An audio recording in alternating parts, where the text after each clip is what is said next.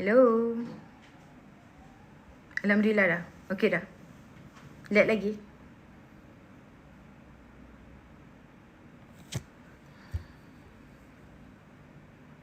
Dah. Okey.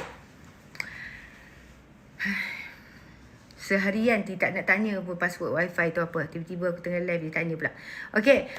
Dan Ustaz Dusuki telah kalah terduduk dalam 2 kes saman dan terbukti di mahkamah bahawa cerita tabung haji itu adalah satu fitnah.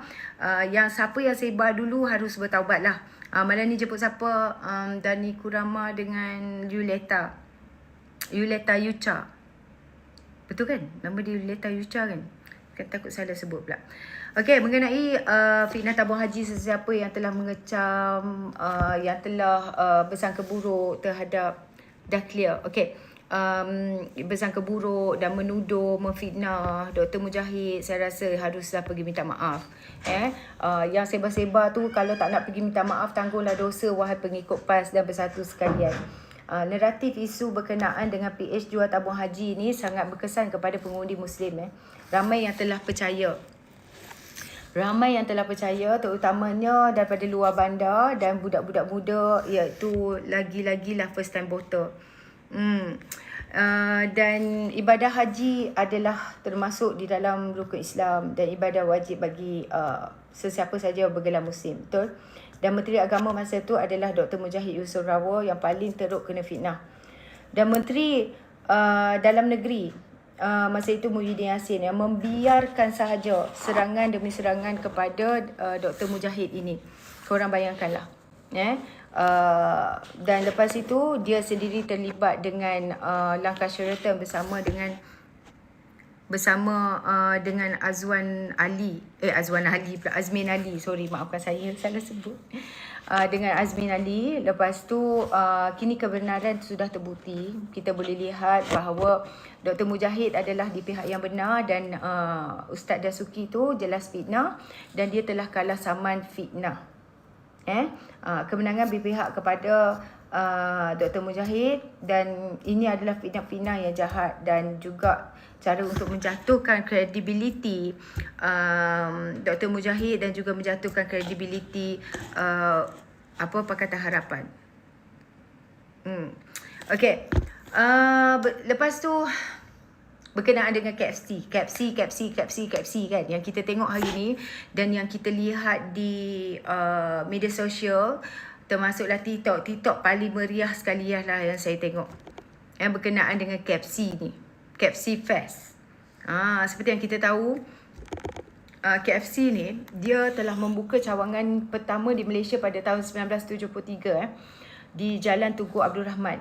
Dan sehingga hari ini KFC mempunyai 750 rangkaian di seluruh negara yang memberi peluang hampir 30,000 orang kepada 30,000 orang anak-anak Malaysia, beri peluang pekerjaan lah kepada anak-anak Malaysia ni seramai 30,000 orang. So, apa yang saya nak sampaikan adalah di negara kita ramai yang pernah lepas sekolah pergi bekerja sebagai tak kira lah sebagai apa pun di KFC tu. Sementara tunggu result, sementara dia orang ni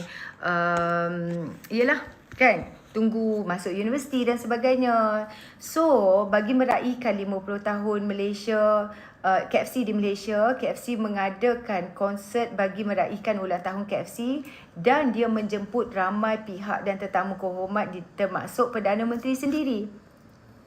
Dan saya tengok, of course Perdana Menteri akan hadir. Kerana KFC ni banyak menyumbang daripada segi ekonomi sejak 50 tahun yang lalu. Dan peluang pekerjaan kepada rakyat Malaysia tanpa mengira taraf pendidikan dan juga kaum. Dan KFC juga menjemput beberapa pelajar tahfiz kerana, bukan pelajar tahfiz tu dijemput oleh KFC, ada pihak lain yang, penganjur tidak menjemput dan juga kerajaan juga tidak bertanggungjawab berkenaan dengan pelajar tahfiz tu. Maafkan saya, tersasut.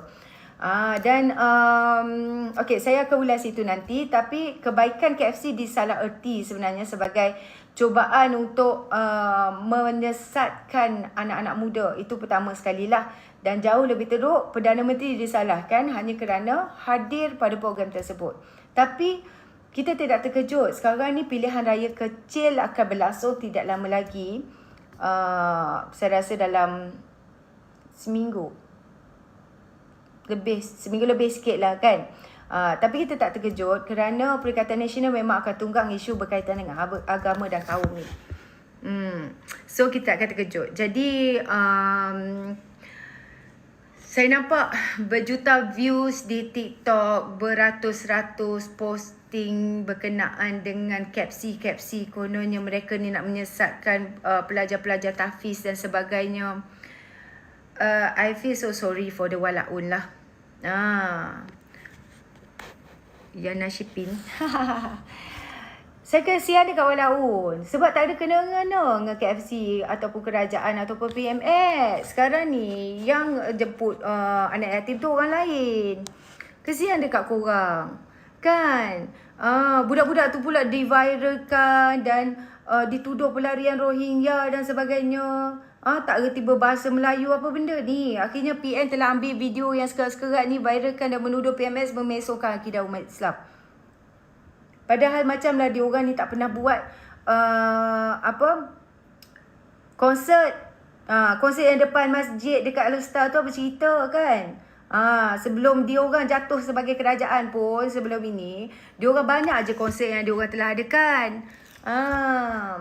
Betul tak? Jadi inilah puak-puak ini. Bodoh tak boleh nak ajar. Kan? Kalau bodoh tak boleh nak ajar macam ni lah. Puak-puak walauns. Dia memang macam tu. Dia suka buat ayam-ayam sendiri, lepas tu dia terkantoi. Ni nak cerita ni. Muncul kisah sebenar mengenai konsert KFC. Alah, saya ni tak bawa apa benda mendatang tu? Selfie stick. Yelah. Kan? Aku bila penat macam ni lah, dia cakap mengarut sikit. Kejap. Tak masuk lagi kot kita punya tetamu. Tetamu kita tak masuk lagi kot. Tunggulah kejap lagi pukul 10:30. Saya nak kena speed sikit berkenaan dengan isu semasa ni supaya nanti dia masuk, nanti dia tak tunggu saya bercakap, tak habis lagi pula. Okay. Setelah sehari suntuk walaun ni, thank you Ain. Sehari suntuk walaun ni tabur dosa atas agama dengan berbagai tuduhan kepada PMS, akhirnya kebenaran muncul. Alhamdulillah. Orang yang membawa 700 anak-anak yatim tu siapa? Orang yang membawa 700 anak yatim tu adalah bernama Andre Ung Han Siang. Iaitu dia telah muncul dan jelaskan bahawa dia yang membawa 700 anak-anak yatim dan kanak-kanak tahfiz Rohingya yang tak boleh berbahasa Melayu tu. Dan dia anak kepada Datuk Seri Sani Ong. Ahli perniagaan dermawan yang memiliki beratus-ratus anak angkat. Ramainya Melayu anak angkat dia ni.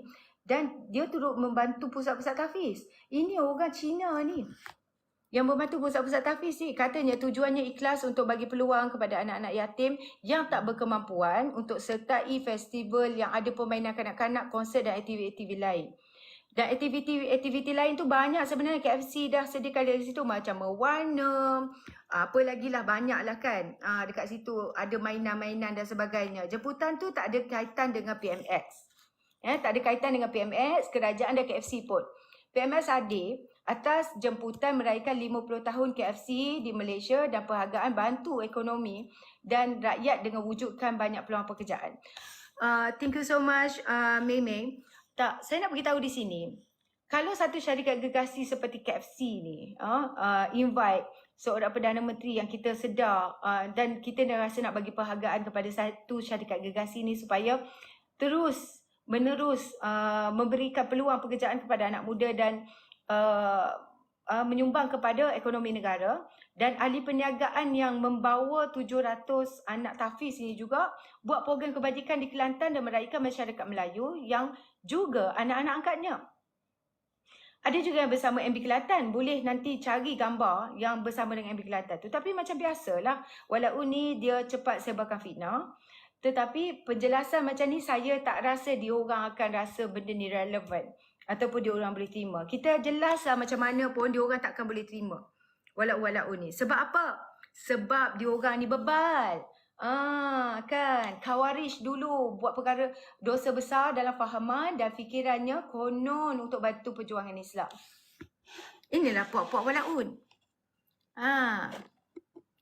Mana dah walaun lagi? Lari dah. Ada walaun nak naik tadi. Tapi saya tak habis cakap lagi. So, saya bagilah dia tunggu kejap. Lepas tu dia lari dah. Okey, tak apalah. Okey, jadi pesanan untuk walau-walau sekalian lah sebelum aku bagi kat Ari kan. Kalau benda yang korang tak tahu, benda yang paling betul untuk korang buat adalah diam. Sebab apa? Sebab kita tak tahu, kita tak ada fakta, kita tak pasti kebenarannya apa ataupun bagaimana, kita tidak tahu. Jadi baiklah kita diam daripada kita menyebarkan fitnah. Hal pertama mulanya rasa marah kerana ada sepulang kecil adik-adik yang menari Mula-mula masa aku tengok budak-budak yang lelaki yang melari menari-nari tu kan, aku rasa macam apa ni? Lepas tu kamera tu tunjuk dekat Datuk Seri Anwar Ibrahim. Aku rasa macam what the something like that lah kan. Kita rasa macam seriously aku rasa macam nak marah jugalah. Lebih ramai yang melihat dari yang menari sebenarnya sebetulnya di konsert tu. Kalau menari tu lebih tak daripada 50 orang. Aku tak rasa sampai 20 orang pun sebenarnya yang menari itu. Dan kerana adik-adik ini menari, maka keseluruhan adik-adik ini dilihat menjadi perbincangan kepada netizen yang pro kepada Perikatan Nasional. Babak beberapa minit dalam keseluruhan beberapa jam di konsert itu menjadi topik hangat. Kenapa penyokong-penyokong PN ni memaki hamun PMX, memaki hamun kerajaan. Tiba-tiba kerajaan yang salah. Tiba-tiba menari adalah satu perlakuan jenayah di negara kita ni. Korang bayangkan. Dan hal kedua, mereka sebarkan pula gambar adik-adik Tafiz yang hadir itu. Kali ini tuduhan yang teruk yang mereka telah buat dan makian lebih menggila lagi bila dia nampak budak-budak Tafiz tu sedang melihat orang-orang menari mosh tu. Kan. By common sense, I want to tell you walaun. Kerana Allah kita bagi akal untuk kita ni berfikir. Mana mungkin mereka berpakaian seperti itu akan dibawa ke majlis konsert PMX yang mana-mana ataupun mana-mana menteri. Paling tidak mestilah disuruh pakaian yang bersesuaian. Mereka pakai jubah, mereka pakai serban, mereka pakai kopiah. Kan. Allah bagi akal tu walaun semua fikir. Akal untuk fikir, bukan untuk jadi jumut, bukan untuk jadi walak tak tahu hala. Okey?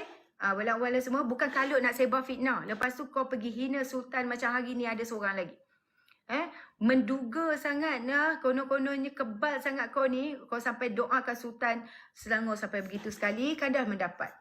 Sekarang kebenaran sudah pun keluar. Ada yang orang yang bertanggungjawab membawa anak-anak Tafiz tu telah pun menyatakan bahawa dia bertanggungjawab untuk anak-anak Tafiz tersebut.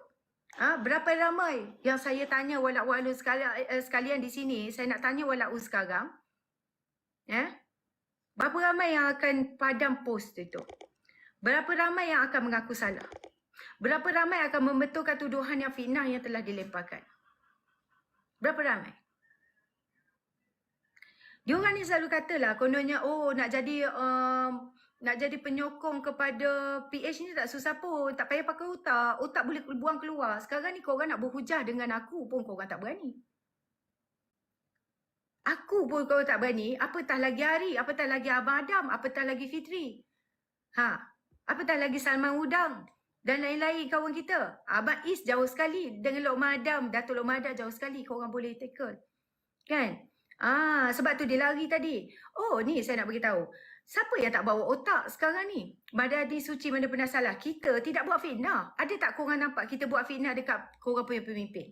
Hari-hari ada fitnah yang baru. Every day fitnah kat lebay macam ni. Every day fitnah lebay macam ni. Tak ada.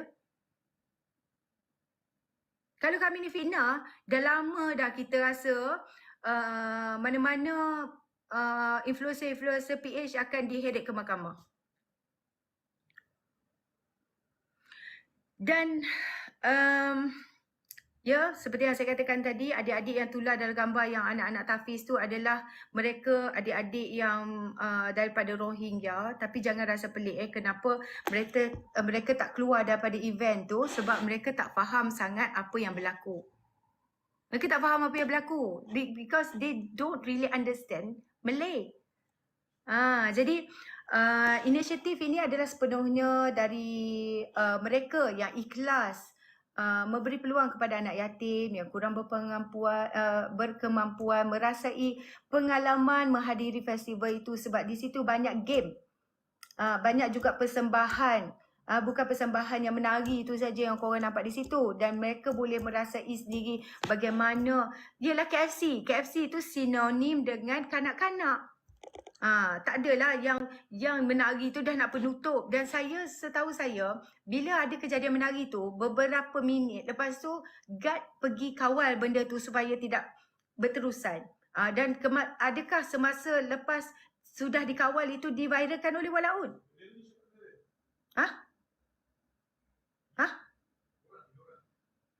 Kejut aku yang cakap dengan aku tadi. So, mengulas mengenai video yang tular itu, orang yang bertanggungjawab untuk membawa pelajar-pelajar tahfiz itu, Encik Andri itu berkata, Andri ke Andre, aku tak tahu macam mana sebut nama dia sebab ejaan dia aku tengok tadi Andrie. So, Andri ke Andre, something like that lah. So, beliau ni kata pelajar tu pakai jubah dan pakai serban putih adalah dari sebuah tahfiz, pusat tahfiz dari TTDI Selangor. Dan mereka kata katanya mereka adalah anak pelarian Rohingya yang hampir tidak tahu berkomunikasi dalam bahasa Melayu, dan Andre ini berduka cita atas ketidakpuasan hati dan menyinggung perasaan pihak tertentu yang terkesan dengan insiden tersebut lah. Mungkin Andre itu juga dia seorang yang bukan Islam, jadi dia tak tahu daripada sudut Islam, sensitiviti orang Islam terhadap konsep begitu bila anak-anak tahfiz itu menyertai dan sebagainya lah. Tapi sebenarnya kita hormatilah, dia ni orang bukan Islam, dia telah membuat satu pahala yang besar, beri sumbangan dan sentiasa ramai anak angkat orang Islam yang telah dia bela. Maknanya kita nak apa lagi daripada orang yang bukan Islam? Lepas tu kita nak mengecam dia kerana dia telah membuat sesuatu yang baik. Dia ni bukan Islam. Kau yang Islam pun kau tak buat macam tu. Sesama manusia. Lepas tu kau nak kecam orang bukan Islam yang telah berbuat baik kepada budak-budak tahfiz ni. Kau nak menjauhkan lagi orang yang telah berbakti kepada dia bukan Islam tapi dia berbakti kepada agama kita. Dia telah pun menyumbangkan wang, tenaga kepada anak-anak tahfiz walaupun dia tu berbeza bangsa dengan kita. Tapi kalau korang yang tak buat, kalau dia buat, apa salahnya? Yeah, that's my point. Okay, silakan Arif. Baik, Assalamualaikum semua. Jadi, seperti kita tahu, pok-pok belah sana adalah seperti mata lalat. 99 kebaikan tak nampak, satu kejahatan mereka yang nampak. Jadi, seperti yang Yani dah terangkan tadi, dan kenapa budak-budak tahfiz tu memakai pakaian sebab keselamatan. Untuk memastikan, okey, budak-budak ni tak hilang ke, tak apa ke, jadi orang boleh perhati. Untuk menjaga keselamatan budak-budak tu, kaedah mereka pun tak mau pakai pakaian-pakaian macam tu. Dan anjuran itu adalah individu. Jadi, itu semua jemputan-jemputan. Tiada masalah. Yang sebenarnya, mereka sepatutnya geng-geng Walaun nampak tekan gerakan tu. Hampa nak alih isu tu, apa isu ni bukan di bawah kerajaan. Ada jatah negara tak? Tak ada. Jadi, tak ada jatah negara.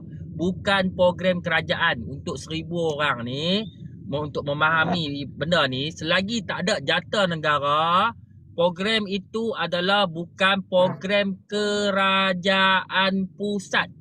Okey, saya terang lebih jelas lah. Mungkin ramai yang tak faham. Okey, untuk program ni, ya, akui ada kelemahan di pihak penganjur adalah KFC. Datuk Seri Anwar Ibrahim datang atas jemputan. Kerana dah 50 tahun dah buka bisnes kat Malaysia.